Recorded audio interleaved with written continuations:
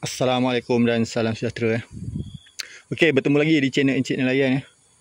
Hari ni hari raya Deepavali. Cuti kita turun pergi sungai.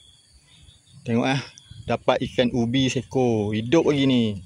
Ni saiz 1 kilo. 1 kilo ada ni. Besar ikan ubi. Ni lampam. Ni lampam kena jala tadi. Dapat 2 ekor kena jala.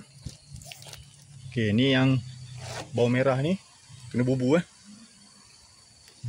Ini saiz 6 kilo, saiz 1 kilo lebih, saiz 2 kilo. Bawang kuning alhamdulillah banyak hari ni. Cuma bawang kuning tu kita buat stok lah. Kita buat stok, nanti kita jual. Kalau nak jual terus mungkin tak habis lah. Bimbang dia mati. Kalau mati harga kurang sikit lah, tak cantik. Biasanya customer dia nak yang fresh, yang hidup-hidup. Okey, dekat dalam ni ada udang galah, ada sedikit ikan jala dapat duit tadi. Tadi jala-jala dapat duit RM1. Ni jarang jala dapat duit ni. Duit ni mungkin duduk dalam pasir ke dalam selut ke, dapat RM1. Okey, udang galah pun ada dah ni.